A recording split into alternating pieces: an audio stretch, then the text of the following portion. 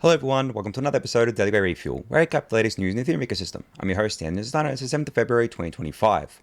Alright everyone, let's get into it. So a little update on the kind of new powered by Ethereum branding that I've been talking about for a few weeks here. So Jack Butcher, who is known for his project called Visualize Value and a bunch of different things within the crypto ecosystem, has taken his stab at some built on Ethereum branding. And honestly, my initial reaction to this was that I didn't really feel it was kind of Ethereum. But then I went through like the day and I was like, you know what, this is actually growing on me. And it's not just this that you see on the screen, it's also other stuff that he's put together down here.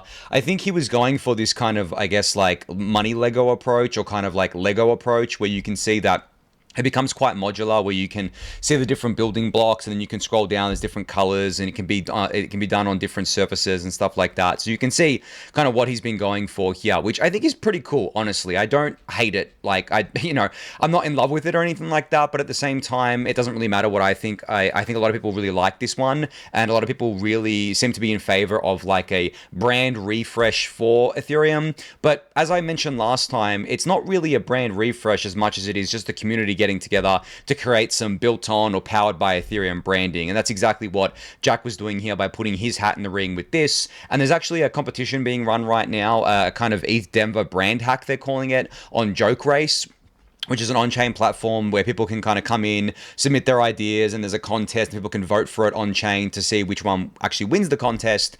And this is probably the best design I've seen submitted so far. There are people submitting their own designs, but they're not that refined. And Jack is, I mean, he's a proper graphic designer, guys. Like, he knows what he's doing when it comes to these kinds of things, and people really seem to resonate with this. Now, it's not really something that's like official, as I said. It's not endorsed by anyone. It's not endorsed by the EF or anything like that.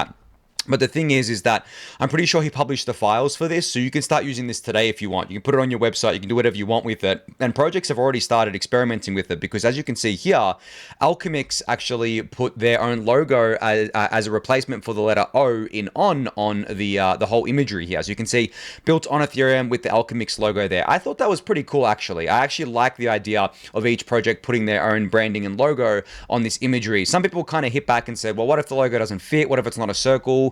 I mean, I get that. It's not supposed to be a one-size-fits-all thing, but I kind of don't mind this. And I had a friend actually bring up that this kind of maybe kind of dilutes the message here, that this is supposed to be about Ethereum, not individual projects. But Ethereum is the individual projects, right? Ethereum is its ecosystem, and Ethereum is still prominent here. You've got the little E icon here, and then you've got like the word Ethereum. So just because a app has put their own logo here, like replacing the O, doesn't mean that Ethereum isn't featured prominently. It certainly is. So I think Base did this as well, where they put their logo there. You can see here Base did it, built on Ethereum, which I thought was really cool. So I mean, if your logo is not a circle, as someone said here, you can just put a circle around the logo. I mean, Uniswap's logo is a unicorn. You just put a circle around it, and all of a sudden it's a circle logo, right? So I mean, I'm not a graphic designer. It probably doesn't work for every logo, but I liked the idea of the projects having agency over this stuff, because it basically allows the project to showcase themselves, as well as showcase that they're built on Ethereum here. So as I said, I believe this is live. I believe Jack published the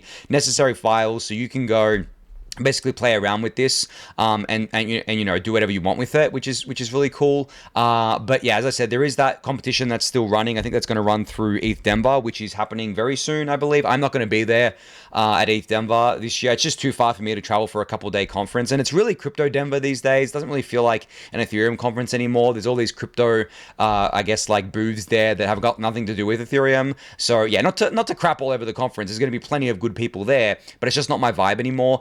Especially because it's so far away from me. It would take me at least 20 hours to get there. Then I got to deal with jet lag, which is like, I think it's like an 18-hour time difference. So yeah, definitely not for me. But anyway, you can check this out if you're listening to the podcast. If you actually want to see what these logos look like, I'll link it in the YouTube description below for you to do so. All right, we finally have a timeline for Pectra, a real timelines, like kind of, I guess, like set in stone, so to speak, timeline. So the first testnet, Holeshki, will fork on Monday, February 24th. The second testnet, Sepolia, will fork on Wednesday, March 5th.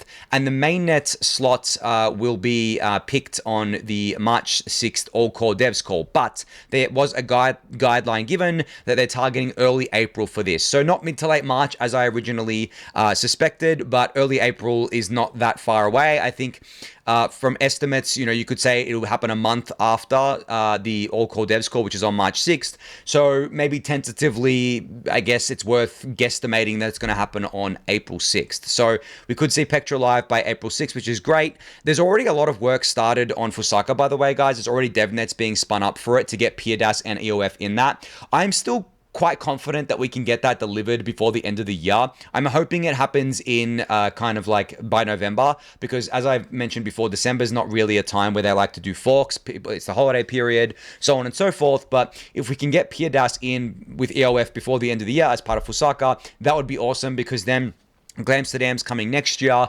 of course, and that's got a bunch of other upgrades in it as well. So yeah, I'm definitely looking forward to seeing if we can get that live there. But Pectra definitely going live early April, unless there's some catastrophic bugs with the test nets that need to be fixed, which I don't think is going to happen. I doubt that at this stage. It seems like Pectra is going live on April 6th here. All right, so Justin Drake stirred up the hive with his recent tweet here, which is quite a long tweet, so I'm not going to read the whole thing. But really the crux of it was discussing three main things: ETH as ultrasound money, Bitcoin's long-term security budget issues, and Ethereum staking, or I guess like Ethereum issuance generally, or ETH issuance generally. I'm not going to focus on the former two things. I'm going to focus on ETH issuance. I guess the ultrasound money kind of burn goes into the ETH issuance and Ethereum's monetary policy, but the long-term security with Bitcoin's kind of security budget, long-term issue, I should say, sorry, with Bitcoin's security budget is out of scope for this. You can read Justin Drake's tweet for yourself to get an idea about what he's talking about here. But when it comes to staking, he came up with this kind of, I guess, new term called croissant issuance. Now, Justin loves to meme things. He loves to attach funny little imagery to it. So you can see in the image why he's called this croissant issuance, because it's basically the issuance curve going up and then going back down after peak issuance with a soft cap at 50% of ETH staked. Now, this falls into a lot of the other issuance discussions that have been going on over the past, I think, 12 months, really, about the fact that people are worried that we're going to get to a huge level of ETH staked that might be all staked within LSTs, and those LSTs may displace ETH as money within the Ethereum ecosystem. So what Justin here proposes is something called croissant issuance, which would put in a soft cap into ETH staking. So as he describes it here, the staking fraction where issuance returns to zero. So a 50% staking soft cap feels credibly neutral and pragmatic. In particular, it's large enough to address discouragement attacks. And then there's peak issuance. So there's the theoretical maximum issuance borne by ETH holders. An arbitrary round number like 1% a year will do, as ultimately the equilibrium rate would be market set. I'm going to be honest with you guys. I don't really have a strong opinion on these issuance debates at this point in time. I know it's been a while now, but I can see both sides of the arguments. That's the problem. And both sides make a lot of sense. But the thing is, with issuance changes and with monetary policy changes, there's an extremely high bar to them. It's not something that can be done lightly. It's not something that can be done just on willy-nilly, right? I remember when some of the researchers proposed getting it into Pectra and everyone lost their minds over that, and rightfully so. It just cannot happen that quickly. But I understand the concerns on the other side of things around ETH getting displaced as money within the Ethereum economy, too much ETH being staked leading to discouragement attacks, so on and so forth, staking becoming very centralized. Like, I understand all of that. But the counter to that is that right now we're at what? Around 30% of all ETH staked, and it's kind of plateaued there, where essentially the yield, the issuance for, I guess like the yield, I should say, for staking ETH at this point is what, around 3%, and most of that is the consensus layer rewards, aka new ETH issuance, because fee revenue has come down quite a bit due to various different factors within the ecosystem, like things moving to L2s, blobs not paying as much as just L1 transactions did, a lot of MEV moving off of L1, and also the market's just generally been quiet outside of things like meme coins, which, as you guys know, didn't happen on Ethereum L1, obviously. So that didn't drive the fee revenue there. But just outside of that, like, you can kind of make two arguments here. The first argument is that, well, ETH staking hasn't tapped out at 30% of all ETH. We're going to grow a lot more when things like the staked ETH ETFs get approved. We're going to grow a lot more when things like more LSTs and more LRT things come online, and those things get hot again, and fee revenue picks up again on L1, which makes yields go up, so on and so forth. But my counter to that is that The staked ETH ETFs are probably going to bring in a lot of new, I guess, like staked ETH online, of course. And we don't know who they're going to go with. Are they just going to go with Coinbase? Are they going to go with various different operations within the Ethereum ecosystem? Are they going to set up their own? Like, is BlackRock going to set up their own staking kind of ecosystem instead of going with a third party? They might, because the third party would be charging fees on top of custody fees as well. So the fees might be too great and they might not be able to be competitive there. So we might see them set up their own staking operation. I don't know. Probably not, because they're not used to it. Maybe they will down the line, but maybe not initially. But regardless of that, you have to think of it in terms of, I think, dollar terms as well, because when you're staking as part of like a big operation, you don't have to have like a 32 ETH minimum for a validator. Like, obviously after Pectra goes live, it's going to be the 2048 maximum, still the 32 ETH minimum. So essentially what you have is that you can take in any amount of dollars into ETH or any amount of fiat into ETH and then stake that and pay the yield out to your customers. So 32 ETH right now, today, at current ETH price is almost 100K, right? So how many people do you think are going to be buying like 100K worth of ETH and going and staking it? And how long are they going to be doing it for? How long are they going to be holding it for? Like, I'm talking about individuals here. Probably not that much. But then you look at the dollar values, and let's just say, for example, let's just say $10 billion goes into staked ETH ETFs. Like $10 billion comes in, buys ETH, and stakes it. Well, that is still a very kind of small portion of the overall staked ETH, because $10 billion doesn't tell you how much ETH is being staked. It only tells you how much fiat value of ETH is being staked. And that $10 billion is not going to be purchased at the same price of ETH at each time it's staked. So when you look at it like that and you say, okay, well, let's just say $10 billion comes in over the next couple of years or next few years into ETH staking via these ETFs, then what does that work out to as a percentage of overall ETH staked? Well, I think it's around 10% right now.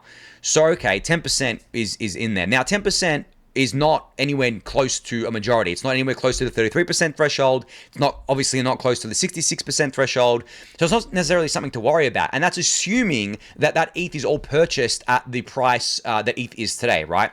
And I'm not talking about if ETH goes up from here. Let's say ETH doubles from here. Well, then the effective ETH that's being staked halves from that. The total value of the ETH being staked goes up, and then the percentage goes drastically down. So I think that is one way to, I guess, like lessen that impact of the ETH ETFs, in that it's when you think about it in fiat terms, it becomes a bit different there.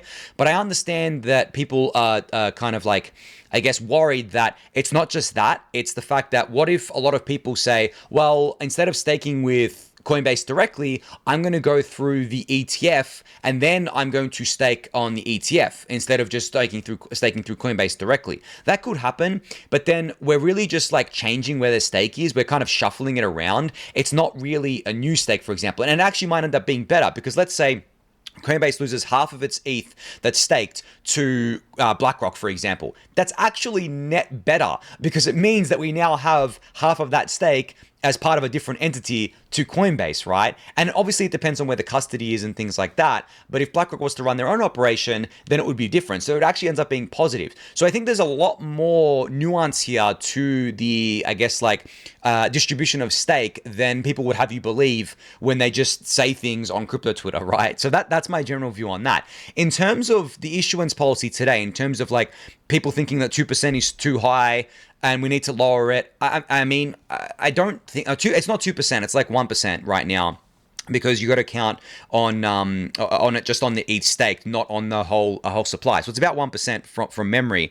I honestly think that that's completely fine. I don't think that that's the reason why ETH hasn't like gone to 10K or anything like that. The demand is more important than supply every time, because you can see there's other networks out there that have huge amounts of supply. For example, like other proof of stake networks. For example, Solana has like a 7% issuance rate or something like that. Has most of its most of its all staked, and it's still gone up more than ETH over the last, I guess, like 18, 24 months, something like that. Yes, it started at a lower market cap and so on and so forth. Probably over the next few years, it probably won't. It's not going to perform like that again.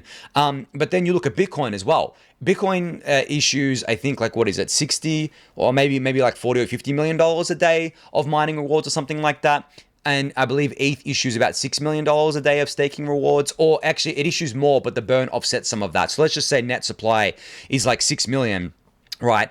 And obviously Bitcoin has performed better than ETH over the last whatever amount of years you want to look at. So demand always outstrips supply. You can artificially restrict something to like 0.1% issuance rate, but if no one's buying the thing, then it's not going to go up, right? It's still going to be, it's still going to go down. So demand is more important here. So I don't really buy into those arguments around needing to lower issuance because it'd be better for Ethereum overall. Maybe we are overpaying for security because $100 billion of economic security is just like, I mean, it's ridiculous, right? When you think about the attacks that can happen economically on the Ethereum network now, it's pretty much impossible even for nation states to do this, to get a hold of that much ETH, enter it into the validator queue without the ecosystem noticing that this is happening, and then do some kind of attack and get slashed and lose all that ETH. That amount of ETH isn't even available for sale on the market, right? And if you were to try and buy up that amount of ETH, it would send the price skyrocketing. So the more likely scenario is not an economic security attack. The more likely scenario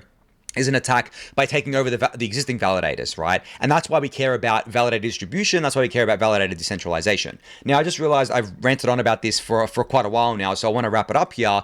But essentially, I don't think we should be changing issuance at this point in time. I don't really necessarily think that we should be touching the monetary policy. I do think that there's still things we can do with staking, but I don't know if that has to come with like a monetary policy change or an issuance change. I think that we can do better things with staking and make staking better with stuff like rainbow staking, which I've talked about before. You can find the ETH research post if you were to Google that. But I'm not sold on changing the monetary policy at this point in time. Definitely not to, I guess, like defend against some attacks that are very theoretical and in practice don't even make sense. But that's just my view on things. You can go give Justin Drake's tweet a read for yourself. It's quite long, so I'll link it in the YouTube description below. But that's my view on everything there.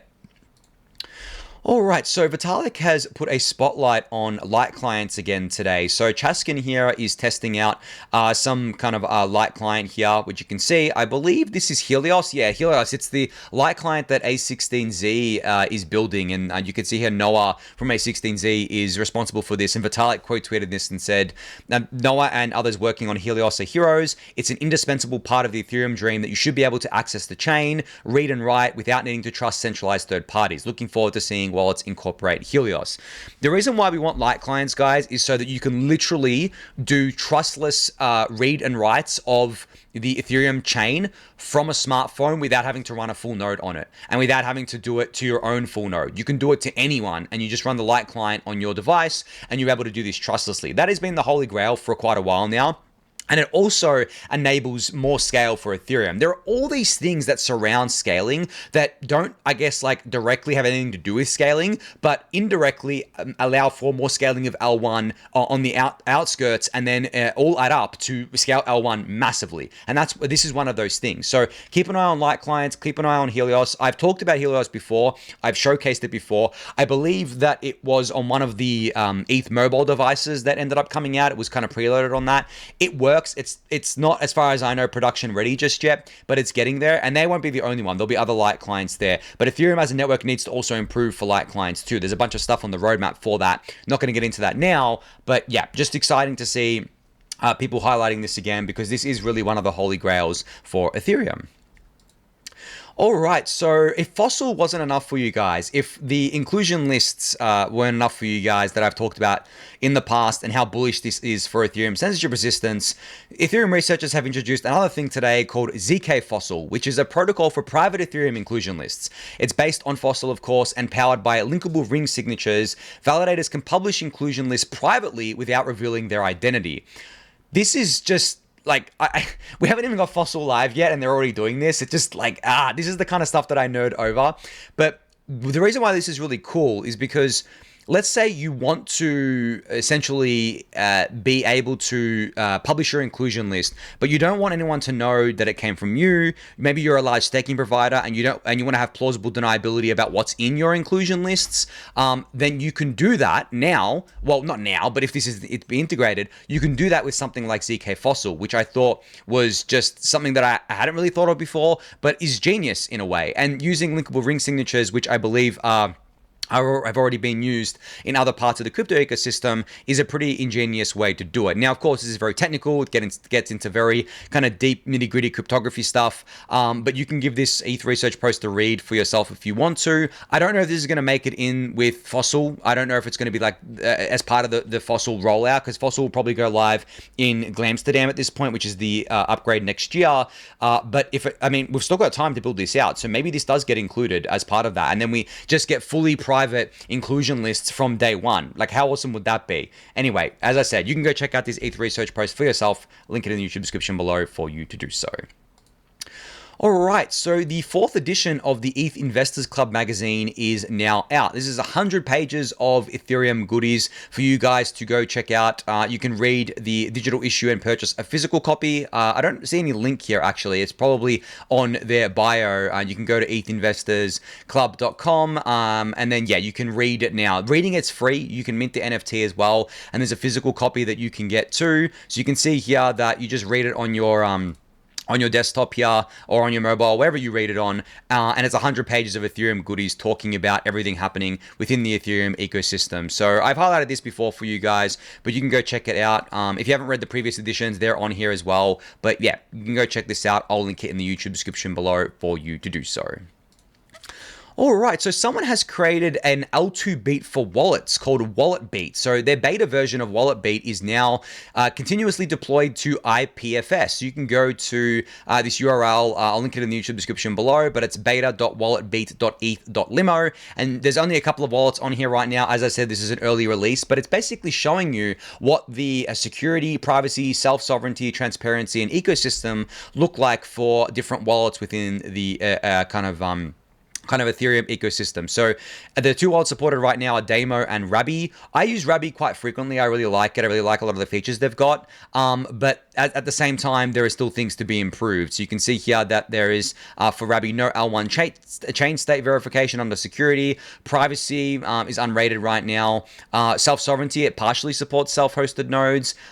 Transparency, it doesn't have a license file, but the source code is available, and they have transparent funding. And the ecosystem, no human readable address resolution, so no ENS support, fully compliant browser integration. So as this grows, as this gets populated, I imagine this is going to be a really good tool to send to people that ask you, what wallet should I use, basically? Because there is a lot of wallets, right? There's so many wallets, and a lot of them are actually pretty shitty wallets. I remember when I first got into Ethereum in 2017, this was like really early Ethereum days. I downloaded a wallet on my phone, and it wasn't a wallet that would store your ETH on your device under its own public-private key. It would store it in some kind of like hot wallet that I didn't have control over directly. I would have to basically send a withdrawal request to it. Luckily, I didn't lose any ETH over it, but hey, like that was like, thinking back on it now, I was like, wow, that could have just been a honeypot, right? So I'm glad something like this exists. I hope to see it get more updated over time. You can contribute to this. It is on GitHub. It is open source for you to contribute, but I'm hoping that they get some sort of funding as well. This is the stuff that the EF loves to fund, and other kind of ecosystem grants in across the Ethereum ecosystem. So yeah, and the person creating this, their name is Polymutex on Twitter. I'll link the thread in the YouTube description, and you can go check this out for yourself. All right, so XMTP, I've talked about this project before, but just a refresher on what this is. They're trying to build the world's most decentralized messaging network, and most secure, of course, as well. Now, a reminder here, I am an angel investor in XMTP. I invested in them quite a while ago, actually, and it's been cool to see how this project has evolved over time. So they're launching today the XMTP testnet. So they basically did a bit of a spiel about how current DM systems, current messaging platforms are broken, but with XMTP, they want to improve on that with no censorship, no backdoor surveillance, and it's owned by you, not a CEO. It's not just a protocol, it's sovereign communication. And they explain how it works here. So micro fees are paid by apps in USDC, automatically distributed to node operators. That's how the network is kept alive. Messages are delivered in milliseconds via an off-chain broadcast network, and consensus on critical state is maintained using Arbitrum Orbit on Base. Interesting selection there, where they're using Arbitrum Orbit, which is an L3 kind of infrastructure, but settling down to Base, which obviously settles down to Ethereum L1 there. And the apps that they're supporting right now are listed here, and there's a whole thread about this. But this is really cool because we have a very big focus as an ecosystem on the financial use cases of crypto, because obviously the financial use cases are where you can make money, right? But there are so many other things that can be done with crypto outside of financial use cases, and I'm glad to see more and more of this stuff push on, because it can be hard. Like, if you're not building something in DeFi, if you're not building like an L1 or an L2 or like an AI thing, it can be quite hard to get funding for these things. It can be quite discouraging to build these things because they don't seem to get as much attention as the financial applications. But at the same time, they're critical, I think, especially in the way the world's going these days. The world is changing. I don't know. I mean, I'm sure a lot of you have noticed this. I don't talk about it too much on the Refuel because this show isn't meant to be that. But the world is changing in a really big way. It's not just in the US, but it's across Europe. It's across the East, in Asia, and parts like that. Africa is changing a lot too. I know that the Middle East is also going through changes. The whole world is just changing in various different ways, and it seems like, at the risk of sounding like someone who shouts conspiracy theories, it definitely seems like we're going into a new world order, which doesn't mean that there's some kind of like, I guess, super kind of shady puppets controlling everything. It just means that the current world order, or the one that we've been in for, I guess, since post-World War II, is changing and evolving, and I guess trying to make itself into something that is more compatible with the digital world. Because I feel like there's been this transitionary period between the analog world and the digital world, and we're pretty much firmly in the digital world now. I don't really think we're in the analog world anymore. Everyone's online. Most of the world is connected to the internet. There are people that have a smartphone with an internet connection, but don't have a place, don't have anywhere to live, right? So they have access to all of, basically, well, most of human knowledge on their smartphone. They have access to so many different services on it, but they don't have a place to live. Like, that's how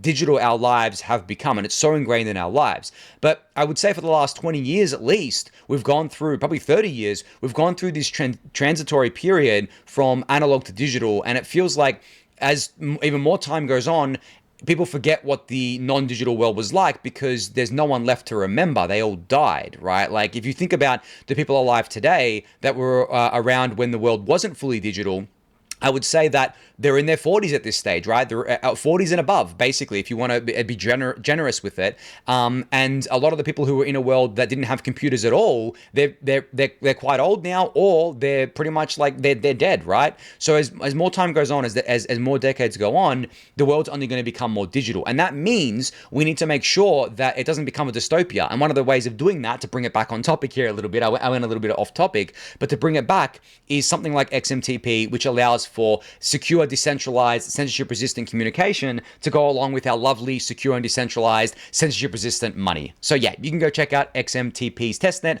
I'll link this in the YouTube description below for you to do so.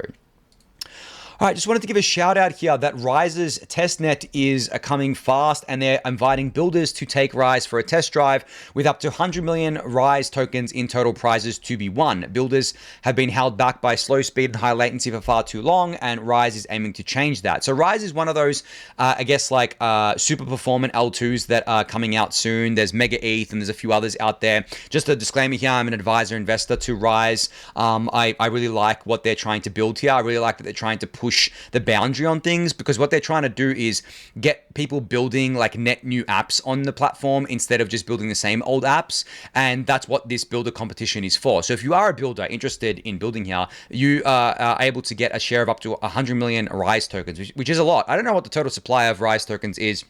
I've forgotten, but I think that's quite a huge percentage of the token supply. So could end up being worth something. I don't know. I'm not going to give price speculations here, but regardless of that, I mean, builders care about more than just money. Obviously, they want to get paid, but they care about more than just money. They want to innovate. They want to build cool things.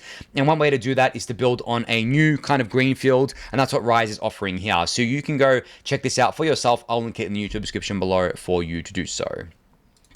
All right, last thing I wanted to talk about today was just something got to do with L2 interoperability. So Offchain Labs, I guess like the team behind Arbitrum here, has published a new design that they've come up with for true interoperability in Ethereum. And they're building this with many teams across the ecosystem, and they're using a universal intents engine to do it. So they say here that you'll be able to seamlessly connect Arbitrum chains and other L2s with less than 3-second cross-chain swaps and transfers to achieve flawless UX. So So the cool thing about this is that, as far as I know, it doesn't require any protocol changes to Ethereum L1. Actually, I would say it definitely doesn't require any protocol changes to Ethereum L1, and it's trying to do these kind of cross-chain swaps and transfers in a secure way, but also doing it in a really fast way. Like as far as I know today, there is no bridge out there that's going to allow you to do cross-chain transfers in less than 3 seconds. Or cross-chain swaps. And the reason for that is because you have to at least wait for one Ethereum block, which is 12 seconds, or one Ethereum slot, I should say, which is 12 seconds. But a lot of them like to wait for more than that, just in case of reorgs. Whereas the way this is going to work is, I believe it's similar to CowSwap when it comes to like the intent to do something. So, well, I shouldn't say CowSwap. I should say maybe something like pre-confirmations, where essentially you would post like some kind of bond as collateral, and then you would, make the promise that you're not going to do anything kind of finicky here, you're not going to do anything weird here to enable this seamless UX for users. So obviously this is being secured by crypto economics and not cryptography, as like the ultimate backstop here, at least from my understanding, but it would still offer way better interoperability than what we have today. So huge kudos to Arbitrum, or Offchain Labs, I should say, for working on this and kind of explaining it in this tweet thread and blog post. You can go check this out in the YouTube description below. But also, you're probably wondering, when is this going live? I read before that it's going live. Oh, yeah, it's here in Q1 of this year. So it is not a year away, guys. As I said, we've got to do ETH-ACK. We've got to accelerate Ethereum development. Well, it's launching in Q1. So Q1's almost over. It's like, it's not almost over. We're almost halfway through Q1, I should say. It ends at the end of March. But it will allow for integrated Arbitrum chains and other Ethereum L2s to achieve this less than 3-second cross-chain asset transfers here. So I'm interested to see how many chains kind of sign up for this and get involved with this. This would be a huge unlock, honestly, for the Ethereum ecosystem, and be a huge unlock for making it feel like a single chain again, instead of just like the fragmented chains that we have today. So as I said, you can go check this out for yourself. I'll link it in the YouTube description below, but I think that's going to be it for today. So thank everyone for listening and watching. Be sure to subscribe to the channel if you haven't yet. Give it a thumbs up, subscribe to the newsletter, join the Discord channel, and I'll catch you all on Monday. Thanks, everyone.